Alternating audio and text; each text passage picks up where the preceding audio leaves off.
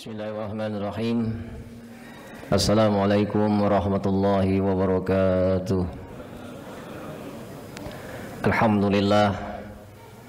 Alhamdulillahi rabbil alamin. Zalikumullahu rabbukum la ilaha illahu khaliqu kulli syai'in fa'buduh wa huwa ala kulli syai'in wakil. Asyhadu an la ilaha illallahul qawiyyul mubin wa asyhadu anna Muhammadan abduhu wa rasuluh. Allahumma salli wa sallim ala sayyidina Muhammadin wa ala alihi wa sahbihi ajma'in. Subhanaka la ilma lana illa ma 'allamtana innaka antal alimul hakim. Rabbi shrah li sadri wa yassir li amri wahlul 'uqdatam min lisani yafqahu qawli. Rabbi zidni ilma warzuqni fahma, amin ya rabbal alamin. Semoga Allah yang maha pengasih lagi maha penyayang akan senantiasa mengaruniakan kepada kita semua hati yang selalu merasa diawasi oleh Allah, hati yang ikhlas, hati yang tulus, hati yang semata-mata hanya mengharapkan ridha Allah Subhanahu wa ta'ala. Allah yang maha kuasa atas segala sesuatu, penggenggam dari segala kejadian, yang maha menciptakan lagi maha menyempurnakan dari setiap ciptaannya. Dan dialah Allah satu-satunya Tuhan kita yang tidak pernah meninggalkan kita dalam keadaan apapun, suka dan duka.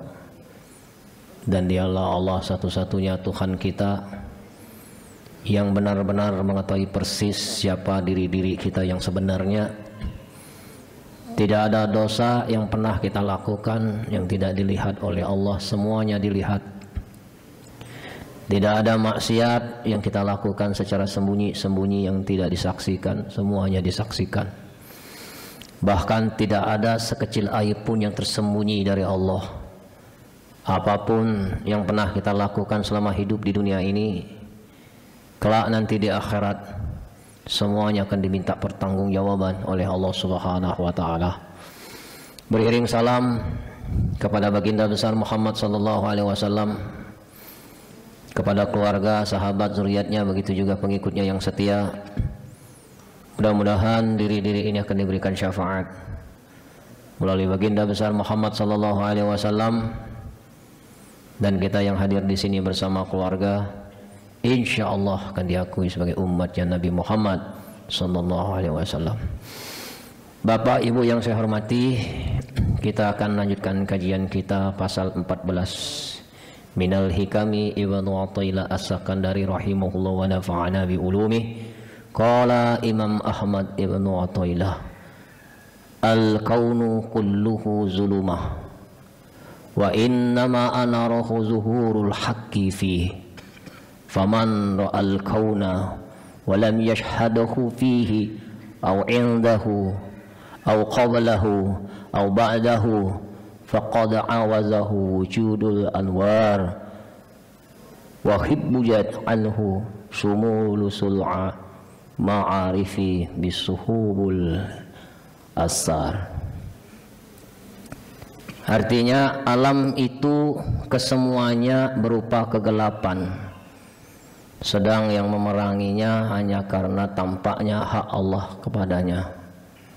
Maka siapa yang melihat alam kemudian tidak melihat Allah di dalamnya, atau padanya, atau sebelumnya, atau sesudahnya, maka benar-benar ia telah disilaukan oleh nur cahaya dan tertutup baginya surya nur ma'rifat oleh tebalnya awan benda-benda alam ini.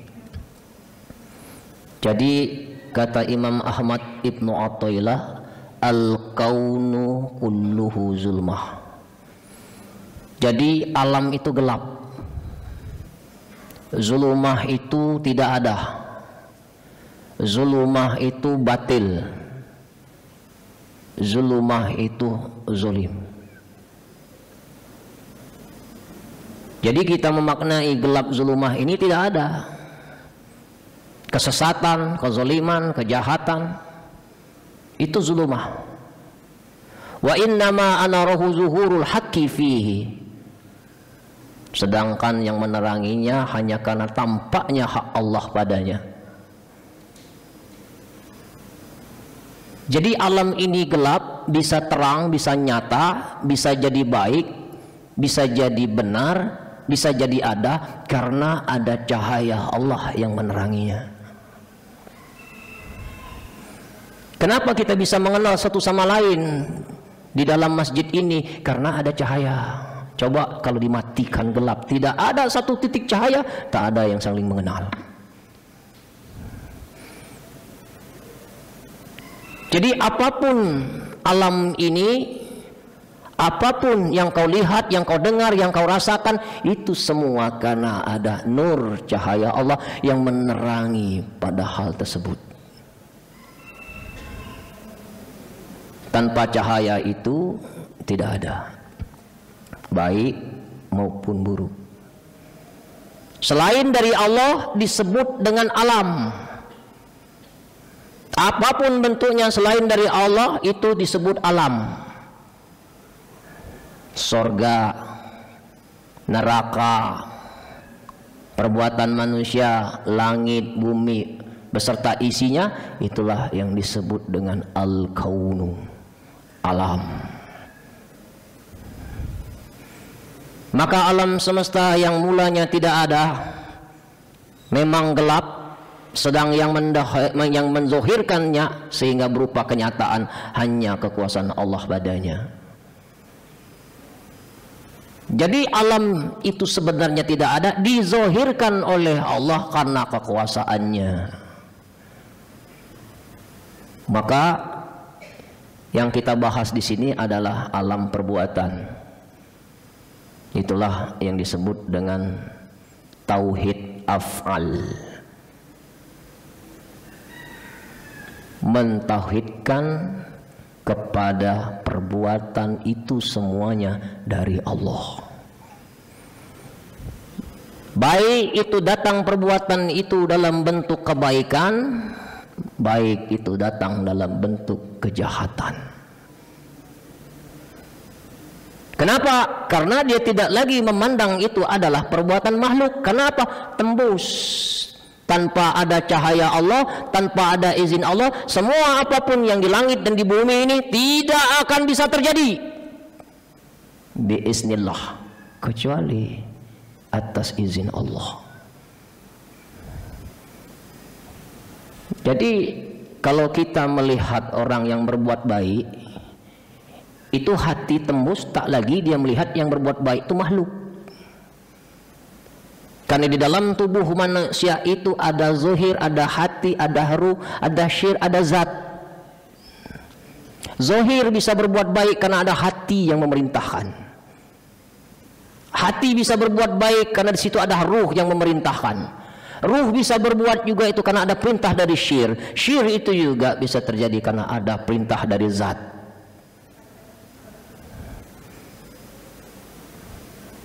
Maka Allah mengatakan, ma asobaka min hasanatin faminallah.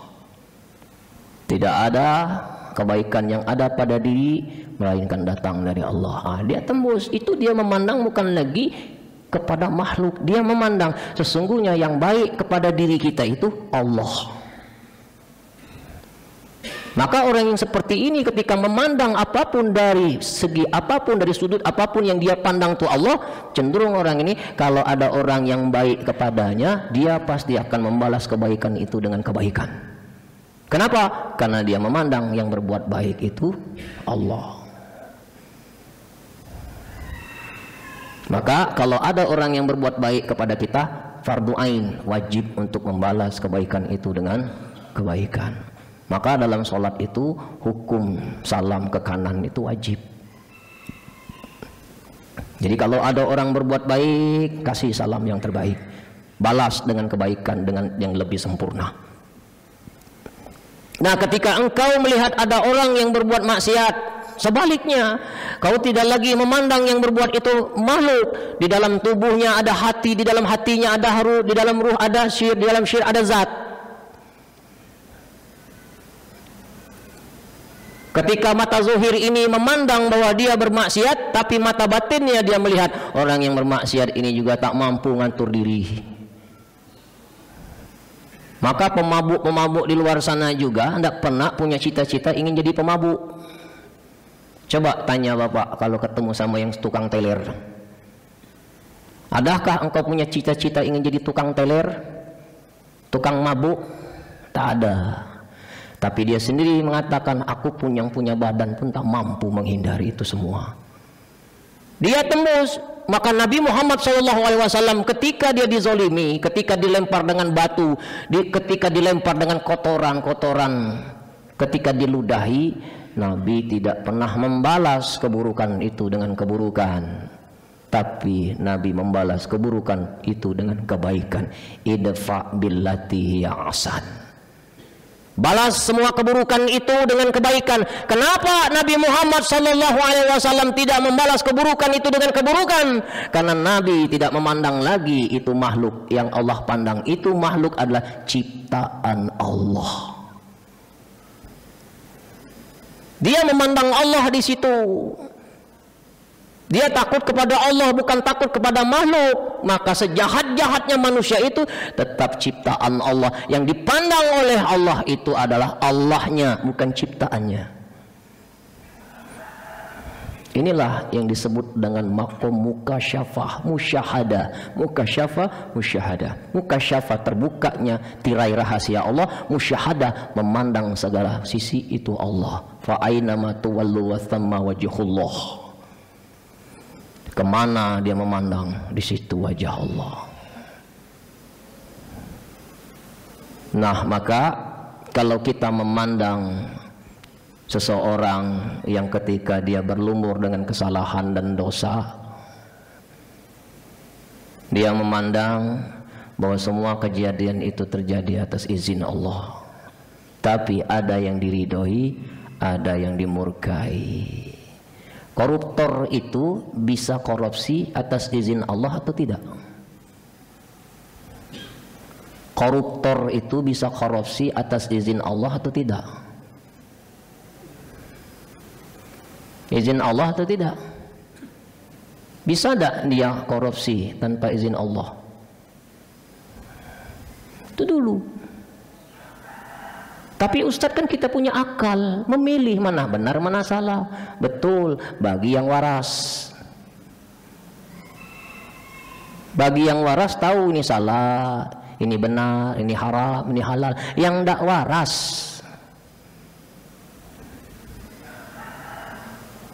jadi hakikatnya hidup kita ini semuanya itu dipilih oleh Allah. Kita sebagai objek, bukan sebagai subjek. Kalau hidup ini memilih karena akalmu, karena ilmumu, karena pengalamanmu, tidak ada orang gagal di dunia ini. Tidak ada orang miskin di sini. Semuanya ingin kaya, semuanya ingin sukses. Tapi apa kenyataannya? Bervariasi hidup kita ini. Ada kaya, ada miskin, ada benar, ada salah, ada maksiat, ada taat. Itulah siklus kehidupan.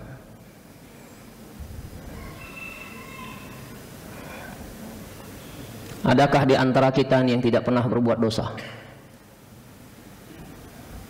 Semuanya adalah pendosa. Tanya lagi ke diri, ketika engkau berbuat dosa, kita punya akal, tapi akalmu tak berlaku, yang berlaku kehendak Allah. Kenapa? Karena akal itu ciptaan Allah. Loh, kalau begitu apa guna kita hidup? Kita hidup di dunia cuman untuk menyaksikan perbuatan Allah melalui jasad dan rasamu. Kau menyaksikan kau bermaksiat, engkau menyaksikan. Kau menyaksikan kau berbuat baik, engkau menyaksikan. Orang yang bisa mengenal Allah itu hanya untuk orang yang masih hidup. Kenapa? Allah titipkan instrumen pada diri untuk mengenal Allah, jasad, tubuh ini dan rasa, jiwa rasa itu. Nah, maka kita jangan benci sama orang yang belum soleh. Jangan memandang buruk selama-lamanya kalau dia belum jadi orang baik.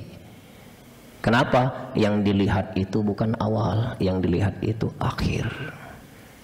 Kemudian itu lebih baik daripada permulaan. Fudail bin Iyad itu seorang perampok. Mungkin Bapak Ibu pernah dengar seorang wali Allah yang bernama Fudail bin Iyad.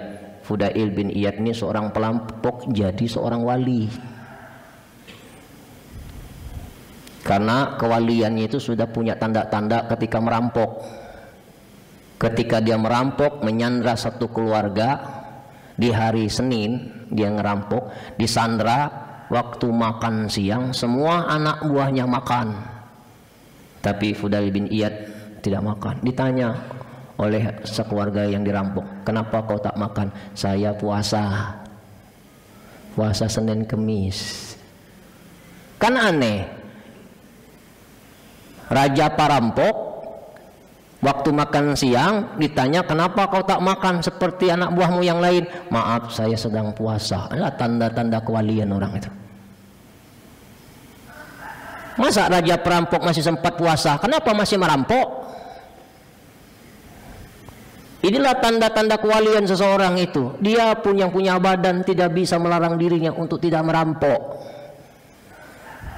Tapi ada kekuatan yang bisa mengalahkan keilmuan kita, akal kita, sehingga dia terjerumus dalam perampokan itu. Nah begitu juga kita, tidak jadi jaminan kita yang punya ilmu tinggi bakal selamat, belum tentu. Tidak jadi jaminan yang rajin sholat bakal selamat, belum tentu. Bisa saja Allah gelincirkan kita. Maka ada doa yang diajarkan oleh Nabi. Allahumma ya muqallibal qulub sabit qalbi ala dinik. Wahai Allah yang membolak-balikkan hati, mantapkanlah hatiku dalam agamamu. Minta kepada Allah, kalau kita sudah diberikan kemantapan dalam agama ini, jangan lagi digelincirkan. Mantapkan hatiku dalam agamamu. Takut Allah punya makar. Makar Allah ini tidak memandang siapapun. Jangankan kita makhluk biasa, manusia biasa, Nabi Adam pun tergelincir makan buah kuldi. Nabi Yunus juga tergelincir meninggalkan umatnya dalam keadaan mereka butuh bimbingan. Tergelincir. Maka ada doa tobat yang sering kita baca. Rabbana zolanna anfusana wa ilam taghfir lana wa tarhamna lanakunanna minal khasirin. La ilaha illa anta subhanaka inni kuntu minaz zalimin. Itu doa tobat. Doa tobatnya Nabi Adam, doa tobatnya Nabi Yunus. Ini jadi syariat buat kita semua, bahwa seorang nabi, seorang rasul pun bisa tergelincir. Kenapa? Di situ ada makarnya Allah.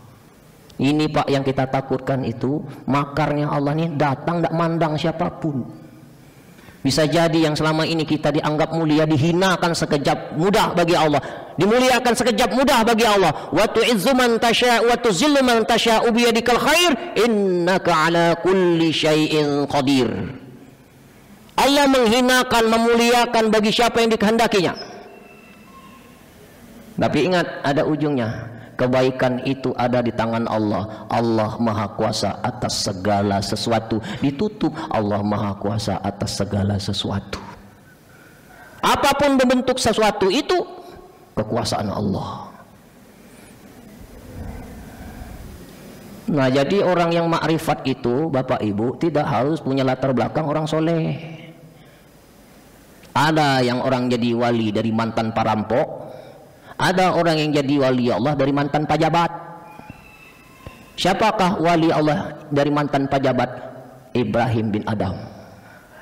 Dia adalah seorang raja, seorang penguasa, punya kekuatan, punya power, berhenti jadi raja. Kenapa? Kerjaan Ibrahim bin Adam itu suka berburu. Habis sholat subuh, bukan nak wirid, bukan nak majelis taklim, pergi ke hutan. Tiap hari bertahun-tahun ada bisikan burhan di dalam hati Ibrahim bin Adam. Lima hadahuliktu. Lima hada khuliqtu, untuk apa kau diciptakan? Untuk apa kau diciptakan? Dengan pertanyaan seperti itu, Ibrahim bin Adam tidak bisa tidur. Goncang jiwanya segoncang-goncangnya, makan tak kenyang, tidur tak nyenyak, semua aktivitasnya terhambat karena ada pertanyaan dalam batin murhannya, lima hada khuliqtu, untuk apa kau diciptakan? Jadi ada Pak, pejabat bakal jadi wali Allah. Akhirnya dia memutuskan untuk meninggalkan kerajaannya menjadi seorang musafir. Disitulah perjalanan musafirnya, itulah dijadikan oleh Allah dia seorang waliullah. Nah, jadi Allah tidak mandang Pak, nak pejabat, nak orang miskin, nak orang maksiat. Kalau Allah menunjukkan cahaya makrifat itu kepada yang dikehendakinya, tidak ada satupun yang bisa menghalangi nur dari Allah itu. Jadi makrifat itu intinya bagian. Banyak orang yang belajar ilmu makrifat puluhan tahun masih nekak, tahu nekak? Masih peka, punya kuping tak mendengar, punya mata tak melihat, punya hati tak menikmati, tak menghayati.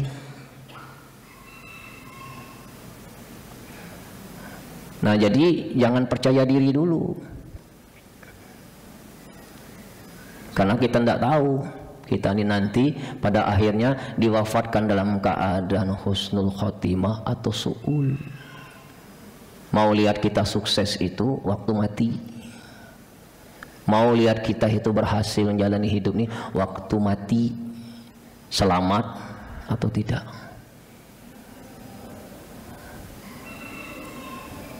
Nah, setan-setan yang menggoda kita itu pada diri ini, itu setan ini juga punya level. Ada setan-setan yang menyuruh kita untuk berbuat maksiat. Itulah orang yang sering terjerumus dari perbuatan dosa. Digodanya sehingga dia suka bermaksiat. Begitu Allah kasih petunjuk, dapat hidayah, tobat, bersih dosa.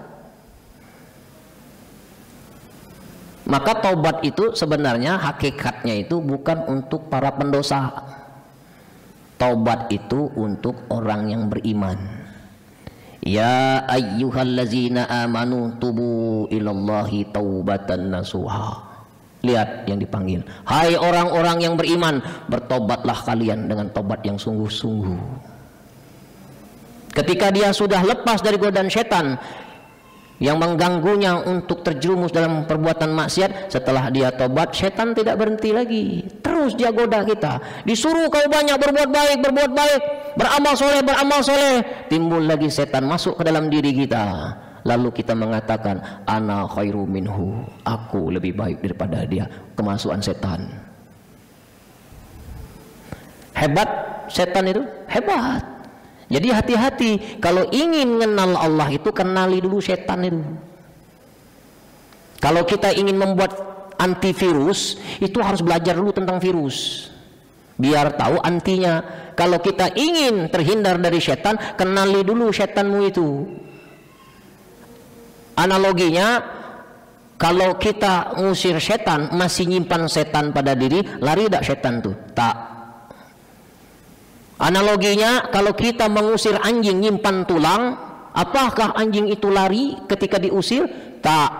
Kenapa? Kau masih nyimpan tulang. Buang tulang itu, buang setan pada diri ini, baru setan itu tunduk. Nah, siapa teman setan pada diri ini? Nafsu. Nafsu ini bestinya setan. Maka kata Nabi, jahidu anfusakum bil ju' wal atash, perangi dirimu, bakar dirimu dengan banyak lapar dan haus. Kalau dalam pandangan syariat agama disuruh banyak puasa, yang sugih banyak-banyak puasa, Senin Kamis puasa Daud. Hikmah kehidupan, buntu sepanjangan, itu juga puasa. Jadi kita yang buntu sepanjangan ini juga, itu juga adalah puasa.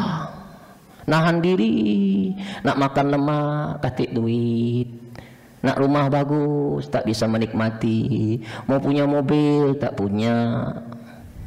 Itu puasa. Maka lihat orang yang hidupnya diuji dengan kesempitan ekonomi, biasanya hidupnya tidak banyak tingkah. Tuna, jina. Kenapa?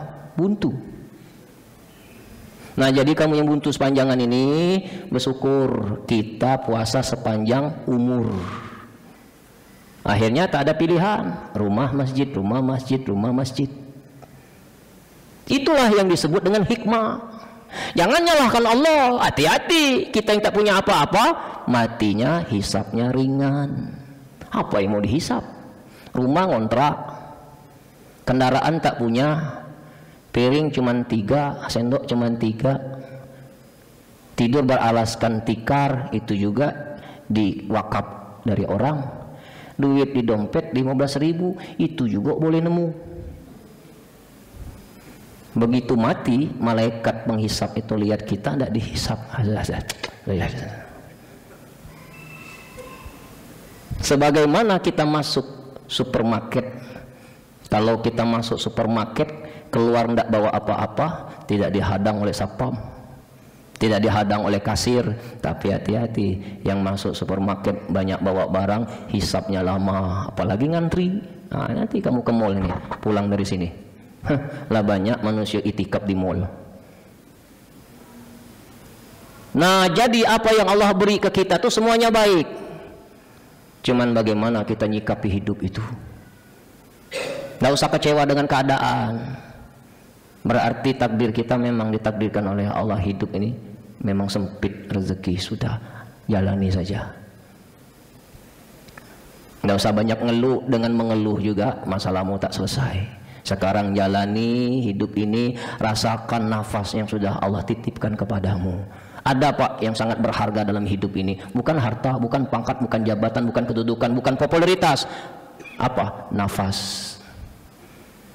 Kenapa? Nafas inilah yang sangat berharga dalam hidup. Wa nafakhtu fihi min ruhi, maka aku tiupkan ruhku kepadanya. Jadi ruh ini bukan ciptaan, tapi ruh ini adalah ditiupkan kepada diri kita. Jaga nafas itu baik-baik. Kenapa? Di dalam nafas itu ada takdirmu. Dengan nafas kau berbuat baik, dengan nafas pula kau bermaksiat. Hati-hati. Wa huwa ma'akum aynama kuntum wallahu bima ta'maluna basir. Allah bersamamu dimanapun kau berada. Allah tahu apa yang kau kerjakan. Jadi jangan merasa Allah itu tidak mengawasi kita. Allah itu mengawasi kita. Jangan merasakan bahwa setan itu juga tidak tahu pekerjaan kamu. Setan juga tahu pekerjaan kamu. Mana yang lebih dekat? Dekatlah setan apa dekatlah Allah? Allah mengatakan pada diri, dia mengatakan wa nahnu aqrabu ilaihi min hablil warid. Sesungguhnya kami ini lebih dekat pada urat lehermu. Bahkan Nabi mengatakan inna syaitana yajri min ibni adama majradam. Sesungguhnya setan itu, kata Nabi, berjalan di dalam aliran darahmu. Mana yang lebih dekat, setan atau Allah? Allah berada lebih dekat daripada urat lehermu, setan itu berjalan dalam aliran darahmu. Sama-sama dekat. Jangan kau mengira bahwa setan itu tak tahu apa pekerjaanmu. Jangankan pekerjaanmu, lintasan hati pun setan itu memantau. Ketika kita lengah, masuk setan itu.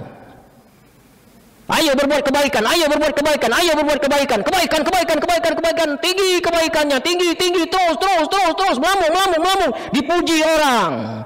Masuk dalam diri, ana khayrun minhu, aku lebih baik daripada dia. Masuk ke perangkap setan. Ini kapan mati suul. Walaupun kiai, walaupun ulama, ini kalau mati suul. Nah, jadi bapak-bapak, ibu-ibu, berhati-hatilah dengan makar itu. Makar, Allah punya makar. Tapi andai, seandai-andai diri, andai nanti kita mati Pak, tergambar neraka di depan mata kita, itu menandakan kalau kita mati tergambar neraka, berarti kita masuk neraka. Bapak, ibu ridho tidak? Kalau mau sakaratul maut digambarkan neraka di depan mata kita, bapak ibu ridho tidak?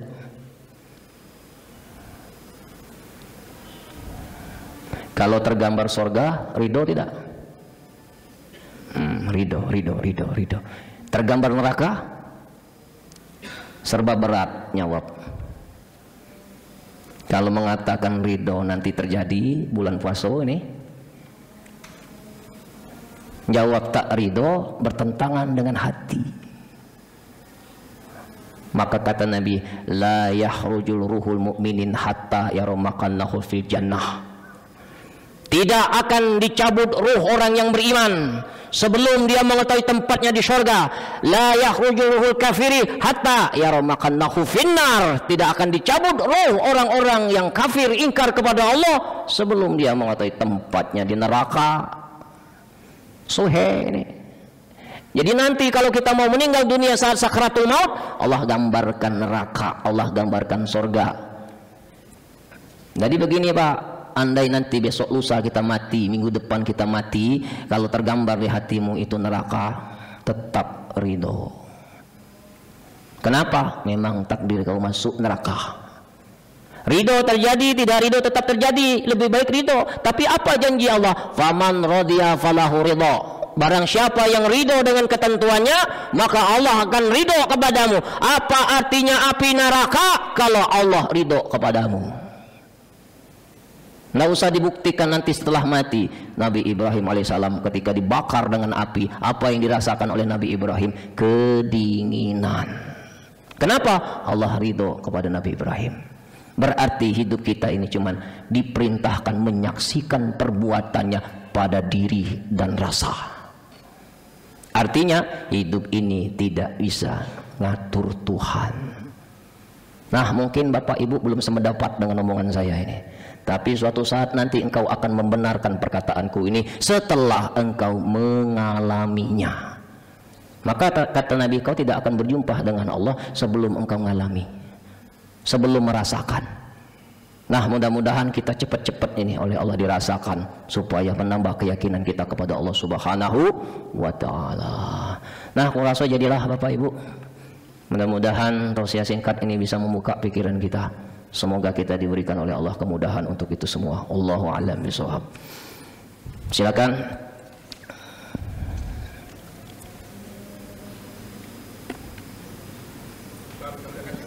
Ya, silakan. Mik.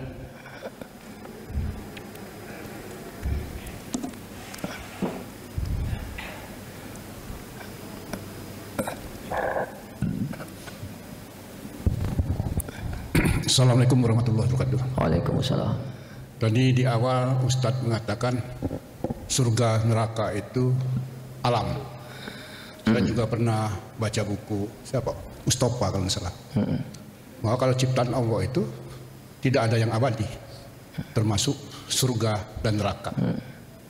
Apakah itu memang bagaimana pendapat?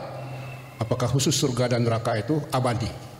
Atau sifatnya hanya terbatas waktu? Terima kasih Ustaz. Sekarang saya tanya Bapak Ibu, surga neraka itu ada di mana?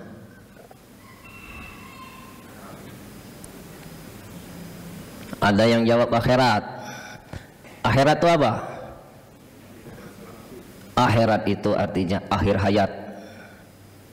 Surga neraka itu sudah Bapak Ibu rasakan di dunia ini.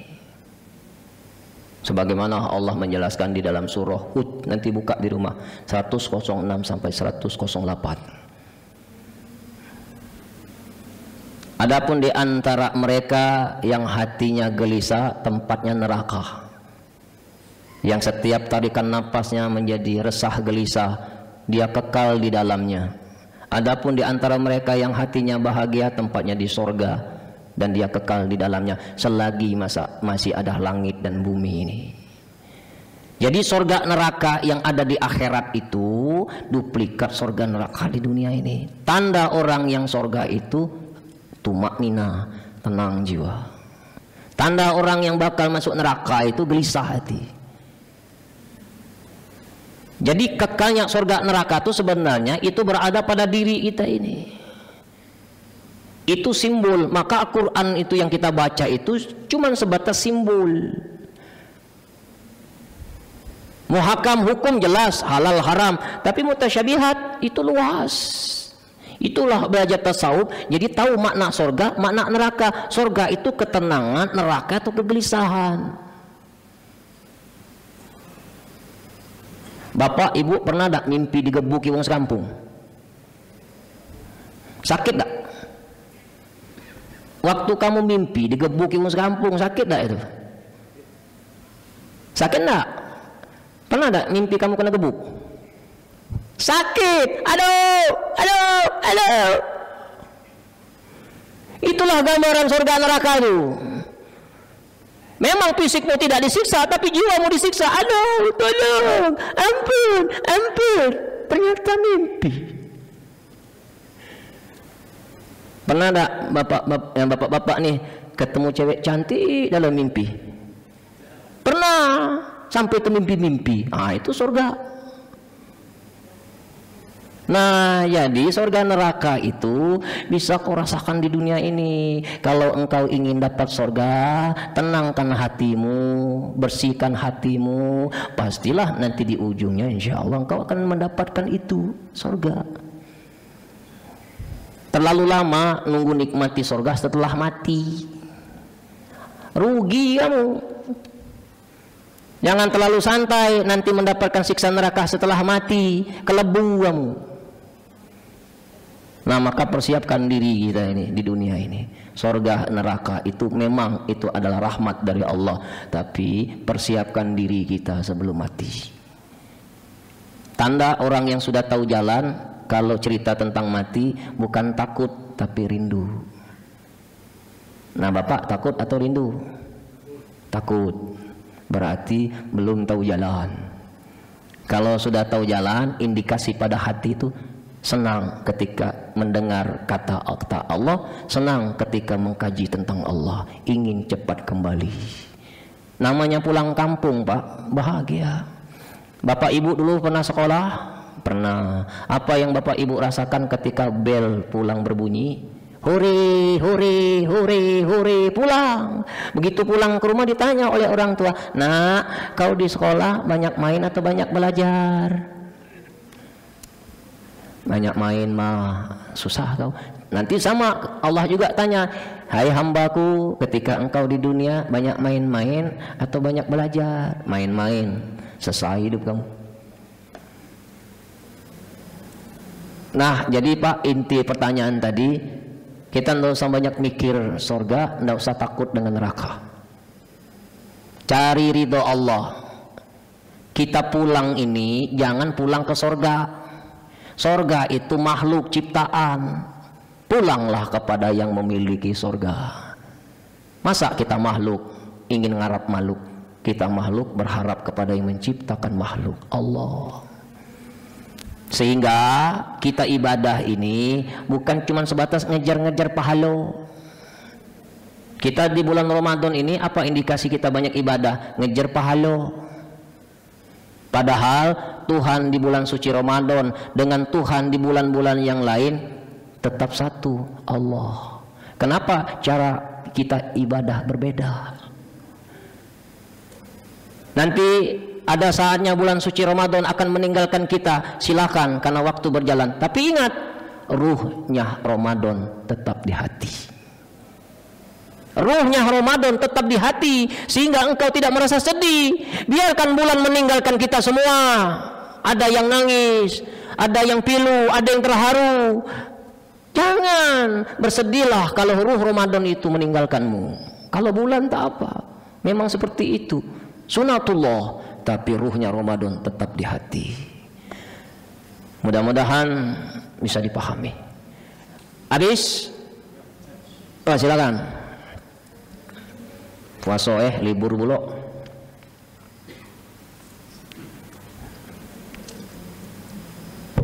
Assalamualaikum warahmatullahi wabarakatuh. Waalaikumsalam warahmatullahi wabarakatuh. Baik, kita berada di dalam alam ma'rifat ini ya. Iya, Pak. Jadi dengan perspektif ilmu ma'rifat itu memang banyak sekali penyakit hati yang harus dihapus gitu ya. Iya, Pak. Alhamdulillah. Saya baca beberapa buku itu.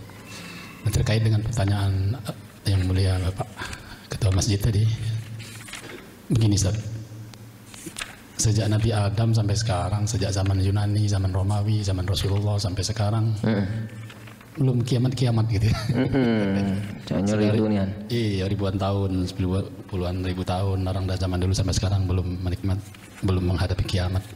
Saya pernah membaca dalam Al-Quran itu memang ada ayat yang bahwa surga itu, neraka itu memang ada di muka bumi ini gitu. Maksud saya mau bertanya, di dalam salah satu rukun iman itu kan tidak ada percaya kepada surga dan neraka, kan tidak ada, tapi percaya kepada hari akhirat gitu kan? Nah maksud saya neraka di dunia, neraka di akhirat itu kalau tadi dikatakan sebagai duplikat, maka sesungguhnya neraka yang hakiki itu yang bagaimana? Begitu dalam perspektif ilmu ma'rifat.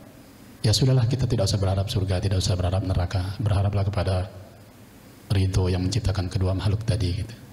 Bagaimana itu Ustaz ya? Mohon bimbingannya. Bagus pertanyaannya.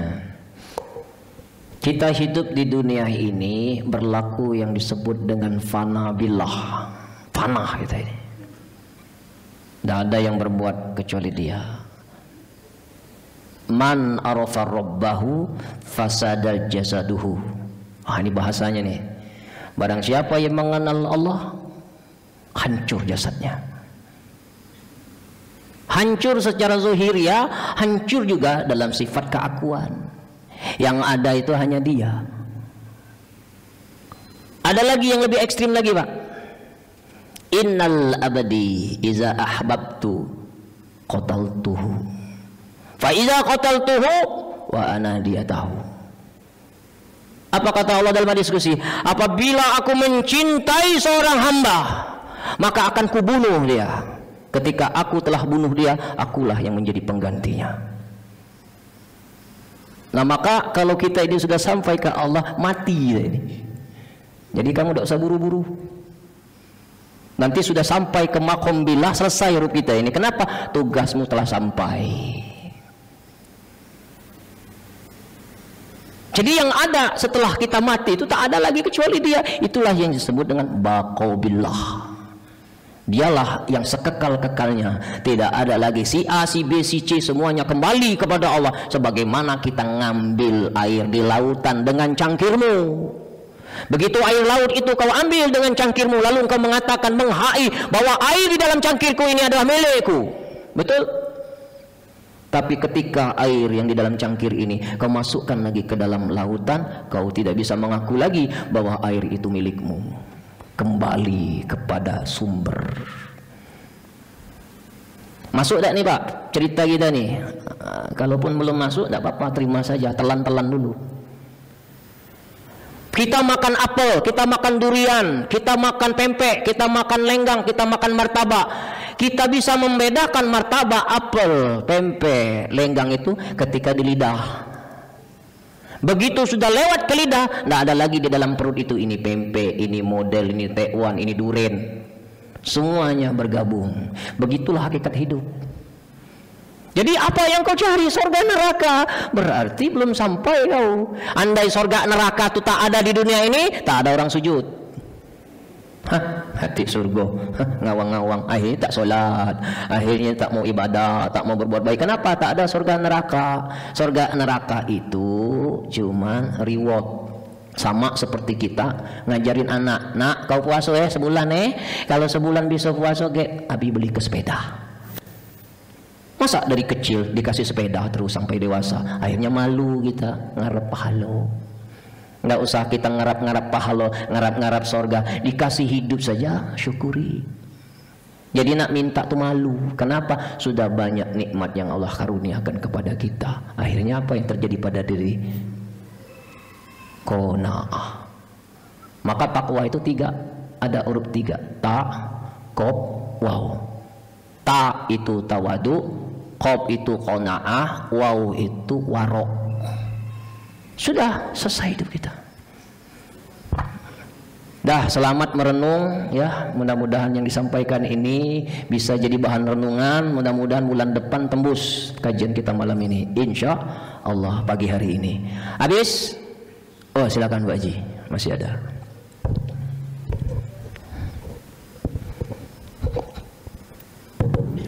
Assalamualaikum warahmatullahi wabarakatuh. Waalaikumsalam warahmatullahi wabarakatuh.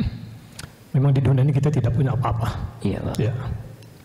Buru-buru punya baju, arwah aja kita bisa dapat titipan dari Allah. Ya.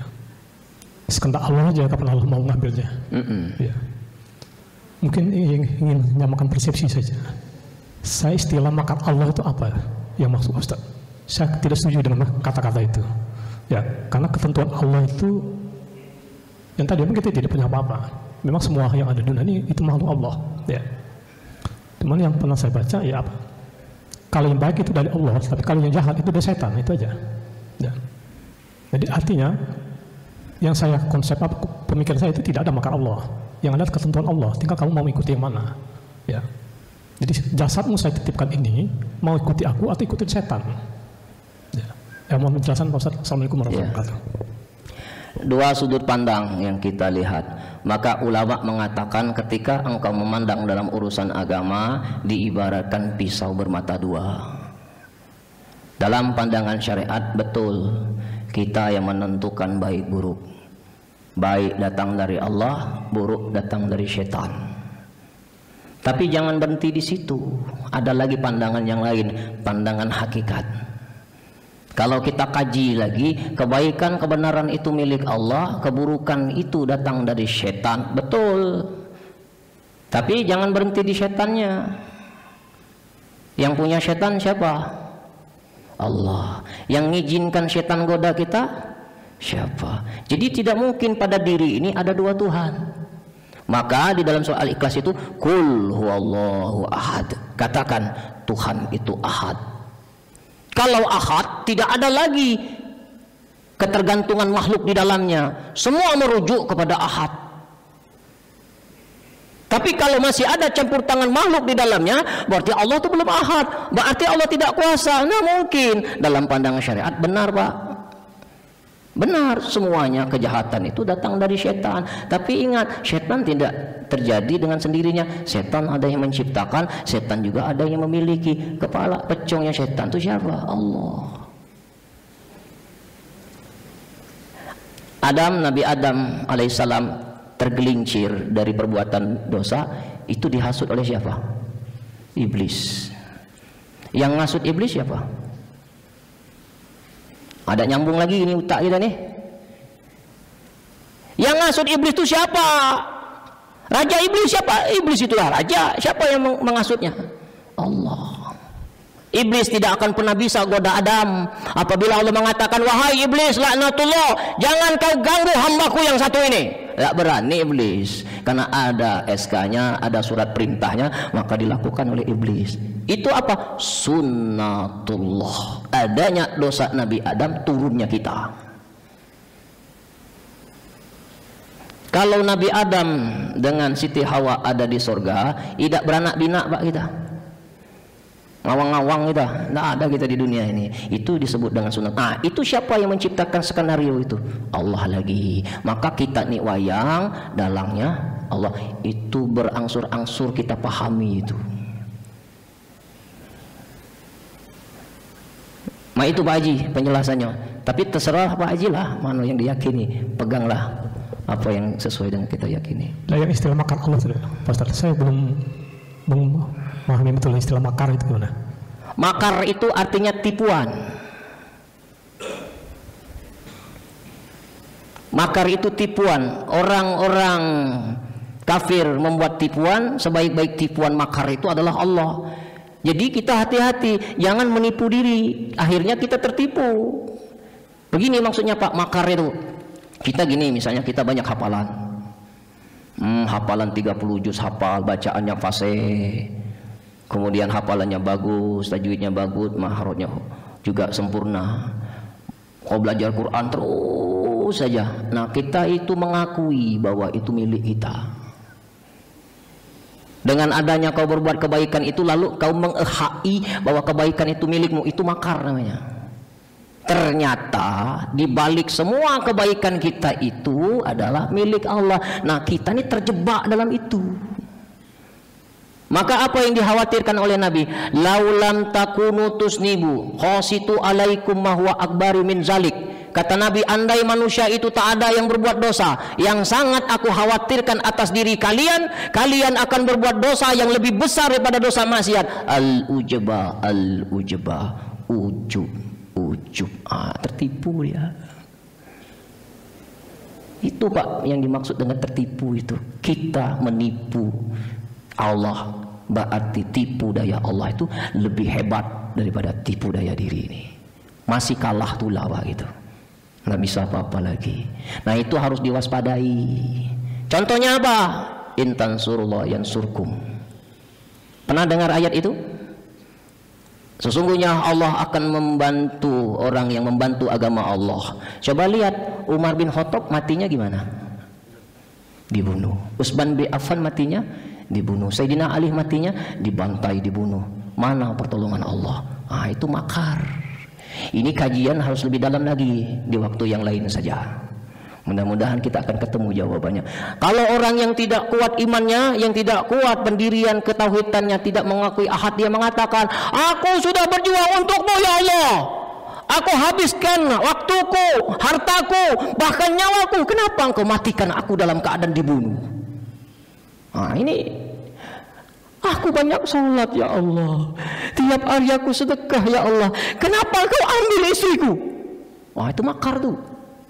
Kau ungkit-ungkit kebaikanmu, kau ungkit-ungkit amalmu, kau tak sadar kau sudah telah terjebak dengan lingkaran dirimu sendiri. Nah itu yang kita takutkan tuh Pak. Jadi sadar kita, ya Allah ternyata amalku ini tidak berlaku atas kehendakmu. Akhirnya apa? Jadi sadar. Nah jangan kita dibuat oleh Allah sadar. Sadarlah sebelum disadari. Itulah gunanya belajar. Jadi kita tidak tertipu. Itulah Pak Haji kira-kira. Pokoknya kalau belum nyambung jangan dipaksa. Ya. Oke, makasih banyak ya, Pak. Insya Allah. Ya, cuma saya mungkin satu titipan aja. Memang kalau kita bicara dengan akal, akal itu adalah sesuatu yang membedakan apakah itu benar, apakah itu buruk. Itu satu pemikiran. Makasih. Assalamualaikum warahmatullahi wabarakatuh. Habis Pak ya? Masih. Alhamdulillah. Laju. Mik.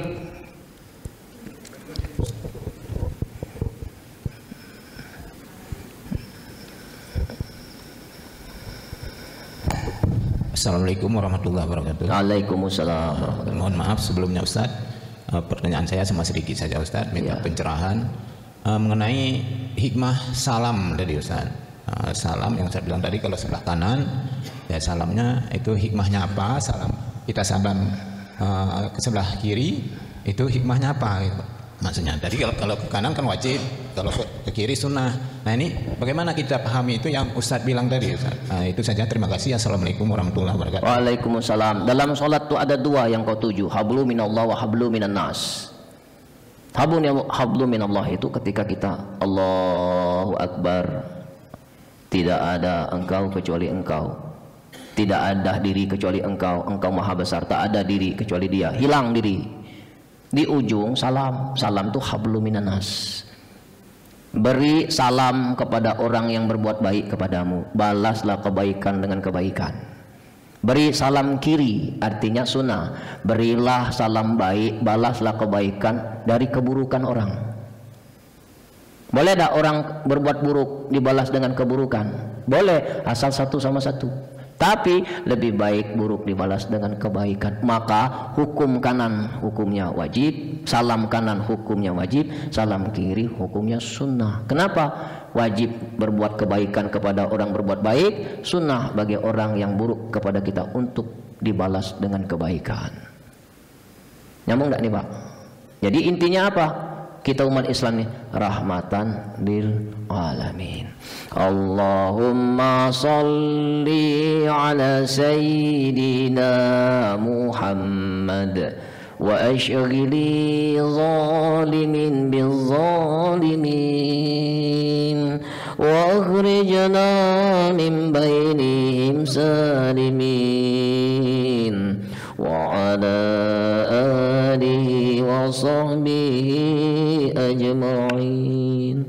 Ya Allah, ya Tuhan kami, telah Engkau saksikan semua apa yang kami lakukan pada pagi hari ini. Tidak ada perkataan yang tidak Engkau dengar, Tidak ada lintasan hati kami yang paling dalam yang tidak Engkau simak. Tidak ada gerak-gerik dan perbuatan kami yang tidak Engkau saksikan. Ya Allah, inilah hamba-hamba-Mu yang berlumur dosa bergelimang maksiat. Kini memohon kepadamu, wahai yang maha mendengar. Betapapun kami tidak dapat melihat-Mu, tapi bukankah Engkau sedang menatap kami? Engkau tahu sekelam apapun masa lalu kami.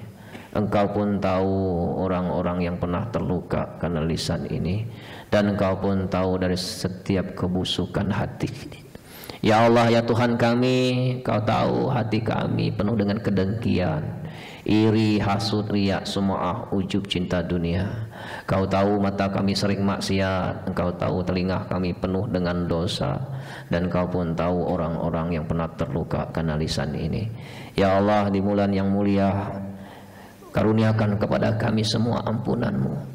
Allahumma inna nas'aluka taubatan nasuha ya Allah, wa taubatan qoblal maut, wa rahmatan indal maut, wa maghfiratan ba'dal maut.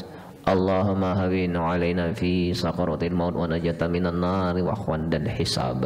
Allahumma fir lana dzunubana wa liwalidina warhamhum kama rabbaghuna shighara wal muslimin wal muslimat wal mu'minina wal mu'minat al ahya'i wal amwat innaka ala kulli syai'in qadir. Ya Allah, selamatkan ibu bapak kami ya Rabb. Sayangi ibu bapak kami, kasihanilah ibu bapak kami. Angkat derajat ibu bapak yang selalu direndahkan ya Rabb.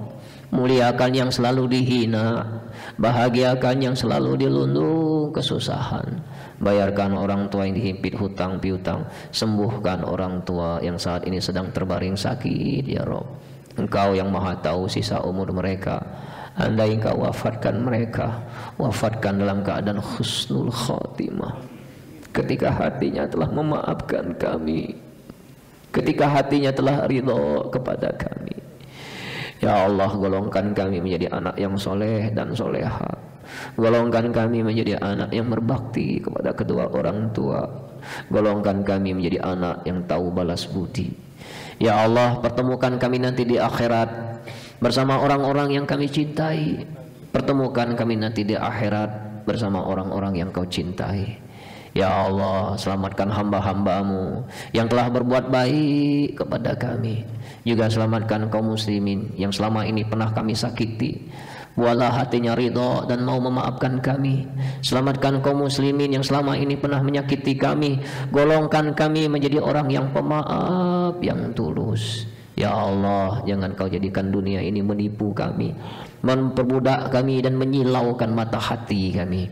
Jadikanlah hari-hari kami menjadi hari-hari yang tak bisa melupakan-Mu walau sesaat. Jadikanlah hari-hari kami menjadi hari-hari yang indah hidup bersama-Mu. Bimbing kami ya Rabb, tuntunlah kami, tunjukkan kami jalan yang benar, jalan yang Kau ridhoi, bukan jalan yang Kau murkai. Ya Allah, ya Tuhan kami, berkahi majelis kami ya Allah. Lembutkan hati kami yang masih keras membatu, cahayai hati kami yang masih gelap gulita. Beri petunjuk kepada hati kami yang masih tersesat. Ya Allah, lindungilah kami dari niat yang salah, lindungi kami dari ilmu yang salah, lindungilah kami dari amal-amal yang salah.